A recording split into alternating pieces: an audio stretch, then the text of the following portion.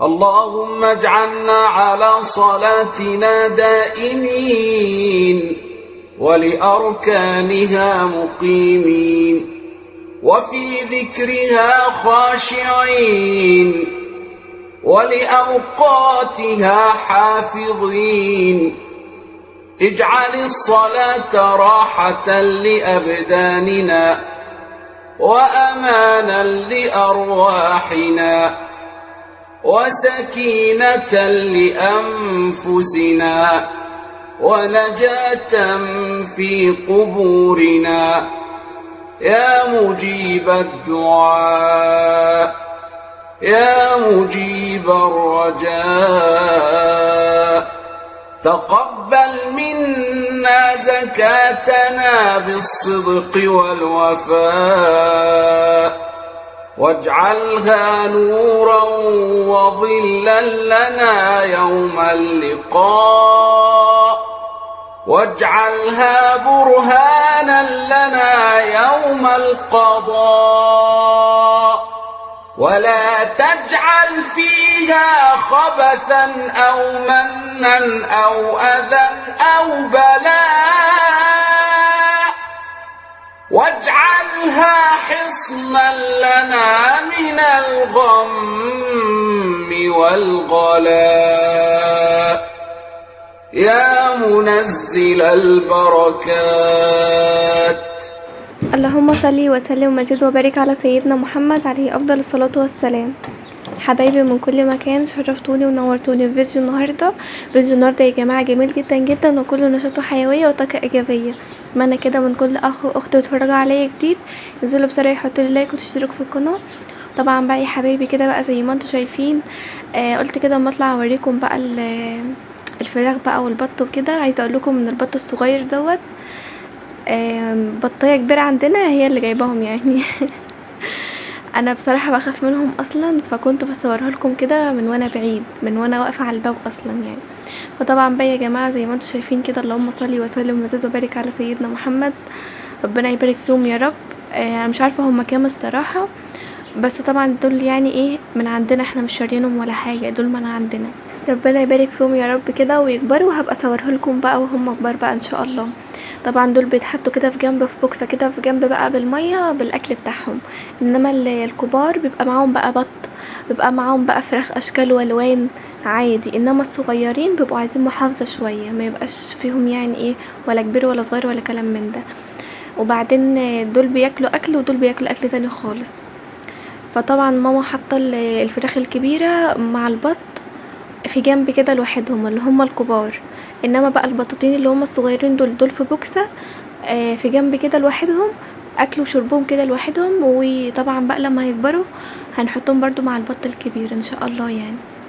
طبعا بقى خلصت من هنا، قلت اما اوريكم كده المنظر بتاع الطيور كده، وقلت بقى ايه اجيب بقى السلم من حد فوق خالص، من فوق السطح لحد تحت. طبعا زي ما انتوا عارفين ان من فوق احنا ما عملناهوش رخام وكده، لان طبعا من فوق السطح كده كده اصلا خلاص احنا ما عندناش هنبني بقى، خلاص احنا مكتفيين يعني بكده. وطبعا انا ما عنديش غير هو اخو واحد والشقه بتاعته ايه، فهو لو عايز يبني بقى هيبني ويبقى يعمل هو السلم ده.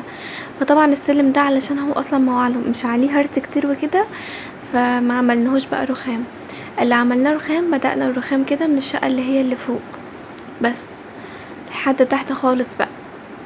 طبعا يا جماعه زي ما انتوا كنتوا عارفين والناس اللي متابعاني بقى من زمان، ان السلم كان كله كان كده بقى من اول فوق السطح لحد تحت كان كله كده. بس الحمد لله يعني عملنا كله رخام. بس النظافه بقى حاجه تانية خالص يعني، زي ما انتوا شايفين في فرق كبير. طبعا بقى يا جماعه بحب ان انا امسح، بحب ان انا اجيب الخرطوم كده وارشه كده بالميه براحتي بقى. انما التاني كنيس بس ما ينفعش بقى ولا انا امسح ولا اجيب الشبشب امسح ولا اي حاجه خالص.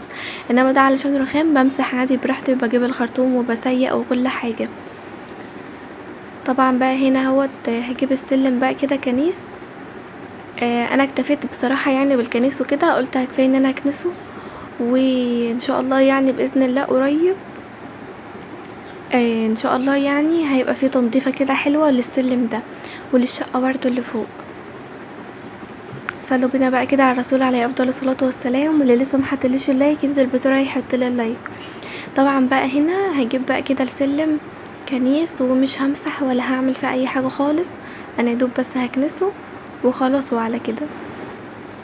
طبعا بقى يا جماعة عايزة لكم ان انا بتأخر عليكم في تنزيل الفيديوهات، لان الكهرباء عندنا بتقطع 3 ساعات الصبح و3 ساعات بالليل، وساعات 3 ساعات الصبح وساعتين بالليل، فطبعا بقى يعني النت بيبقى وحش وكده. الانبوبة هنا بقى يا جماعة قلت هشيلها علشان اكنس تحتها وكده، ويا ريتني ما شلتها، لان هي ليها قاعدة كده اللي هي اللي تحت ديت علشان ما تسابش مكانها وتصدي، فاهمين؟ لان لو سبت مثلا الانبوبة في مكانه كده من غير ما يبقى في حاجة تحتها هتلاقيها معلمة كده، فطبعا كده اشيلها عشان اكنس تحتها، لقيتها عمالة بتلقلق كده وما هياش مظبوطة، فكنست تحتها وقمت مرجعها تاني. قلت الحمد لله ان هي ما وقعتش عليا، لو كانت وقعت عليا يعني يلا بقى الحمد لله. هنا بقى جيت اهوت تحت خالص بقى، خلاص قربت اخلص اهوت السلم. طبعا بقى يا جماعه في عفره وتراب كتير لان انا جايبه السلم من فوق، لو مانيش جايباه من فوق مش هيبقى في عفره كده، لان كل يوم طبعا بنكنسه، ماما مثلا وهي نازله او هي طالعه عند الطيور بتقوم جايبه كده بقى معاها السلم وهي نازله كده يعني.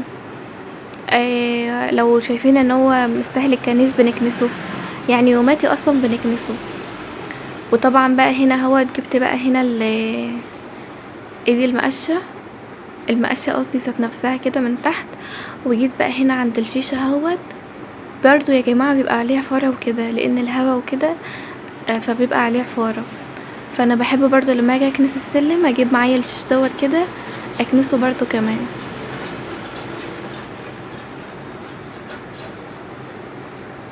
هخلص بقى هنا اهو كنيس بقى.